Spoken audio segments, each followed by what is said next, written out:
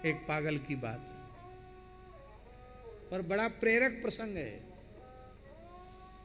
अभी इस समय जहां मलुक पीठ का कार्यालय है, जमुना मंदिर वाला पीपल, इस पीपल के नीचे एक पागल पड़ा रहता था, कई वर्षों तक पड़ा रहा। बोलता किसी से कुछ नहीं था, कोई कुछ नहीं बोलता था, कहीं मांगने भी नहीं जाता था। वहीं जो आ गया, किसी ने कुछ दे दिया तो रज में ही रोटी पड़ी है, रज में ही दाल साग चावल जमीन पे किसी ने डाल दिया, उसी में से खा लिया। क्या कह रहे थे हम? दाल चावल। हाँ, वहीं पा लेता, वहीं बंदर ले जा रहा है, वहीं कुत्ता ले जा रहा है, और बचा कुचा सुअर खा रहा है। ना सुअर को भगाना, ना बंदर को, ना कुत्ता को। नख इतने बड़े बड़े, क्यों नख काटते नहीं, कभी नहाते धोते भी नहीं देखा, चुप एकदम।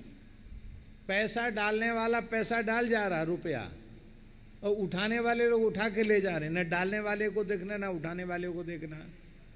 कोई कपड़ा उड़ा देता है ठंड में, और दूसरे आते हैं रात को, वो उतार के ले जाते हैं। न डालने वाले को देखना, ना उतारने वाले को देखना। हमारी नज़र बार बार उस पर पड़ती थी, हम समझते थे कि ये कोई है, विलक्षण जीव है, पागल नहीं है। पागल तो कुछ ना कुछ बकता रहता है। और वहाँ सुदामा कुटी में जो लीला होती थी, कथा होती थी, वो सुनता रहता था। एक बार हम कथा कह रहे थे, सुदामा कुटी में ही रहते थे उस समय, तो माइक बाहर वाला चुंगा खराब हो गया। तो वो जो पागल के वेश में जो थे, वो सुदामा कुटी के जगमोहन के पास एक बन्ना का पेड़ था, बन्ना की लता थी, वो बन्ना के पेड़ के पास बैठ गया आके। करमेती बाई का चरित्र हम कह रहे थे, तो करमेती बाई के कोई प्रसंग को सुनकर वह फपक फपक कर रोने लग गया। तो हमने देखा, मैंने कहा ये तो कोई प्रेमी महात्मा है, अपने आप को छिपाकर इस रूप में रहते हैं। नहीं, पागल कथा में रोए, इसका क्या मतलब है? आज माइक खराब है इसलिए यहाँ के बैठ के कथा सुन रहा है। मेरी श्रद्धा और बढ़ गई। तो कभी कभी जब वो ऐसे बैठे होते तो मैं मन ही मन प्रणाम करता, वो भी मेरी ओर देख के कई बार आंख से ऐसे कर लेते, बस कुछ नहीं बोलते।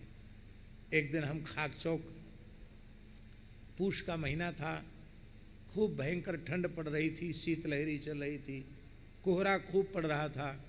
कोहरे में बल्ब का उजेला भी ठीक से नहीं दिखाई पड़ रहा था, और इतनी ठिठुरती हुई ठंड में वो पागल के वेश में जो थे, वो वहीं पीपल के नीचे ऐसे बैठे थे। मैंने सोचा अभी एकदम शांत एकांत से थोड़ी देर बातचीत करनी चाहिए। मैंने जाकर उनको प्रणाम किया, तो मेरी ओर उन्होंने देखा, पहचान लिया कि वही हैं जो कथा सुनाते हैं। तो मैंने कहा कि आप कहाँ से आए हैं, उनसे मैंने पूछा। तो उन्होंने कहा कि हम फर्रुखाबाद से आए हैं। फर्रुखाबाद है गंगा किनारे। तो हमने पूछा किस घर का शरीर है? बोले कान्यकुब्ज ब्राह्मण घर का। हमने कहा पढ़े लिखे हैं? बोला एमएससी करके आया हूँ। अब हम तो पढ़े नहीं, एमएससी क्या चीज़ होती है, एमएससी पढ़ के आया हूँ। तो हमने कहा फिर आप ऐसे पागल जैसे क्यों रहते हैं? तो उन्होंने कहा कन्हैया से मिलने के लिए। क्या कहा माता जी? कन्हैया से मिलने के लिए। तो हमने कहा मिल गए? बोले हाँ मिल गए। कैसे? स्वप्न में मिले कि ध्यान में? बोले आप जैसे आकर हमसे मिले हो ऐसे मिले। फिर मैंने पूछा एक बार? इतना सुनते ही फूट फूट कर रोने लगा और कहा नित्य दर्शन देते हैं, निरंतर मिले रहते हैं, नित्य दर्शन देते हैं, नित्य दर्शन देते हैं। बस यही धुन लगा करके रोने लग गया। मैं भी व्याकुल हो गया। इसके बाद उसने रोते हुए जो बात कही माताजी, वो बहुत महत्वपूर्ण। उसने कहा कि आपने हमसे जो कुछ पूछा मैंने आपको बता दिया, पर मैं आपसे भीख मांग रहा हूँ, जब तक मेरा जीवन हो तब तक इस बात को किसी के सामने मत कहना। मेरी इस बात को किसी के सामने, जीवन की बात नहीं की, उसने कहा ये बात किसी के सामने आप बताना मत। मैंने कहा मैं आपको वचन देता हूं, आप अधीर न हो, जब तक आपका शरीर है तब तक मैं आपकी बात किसी को नहीं बताऊंगा। इस घटना के 2-3 वर्ष पीछे ऐसे ही सहज ही उनका शरीर छूट गया। लोग उनको जमुना जी में प्रवाह कराए।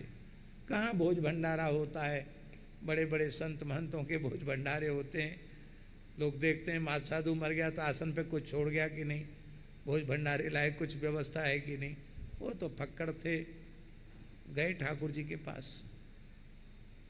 अवस्था भी हम समझते हैं कि शायद 40-45 वर्ष की आयु में शरीर छोड़ दिया हो।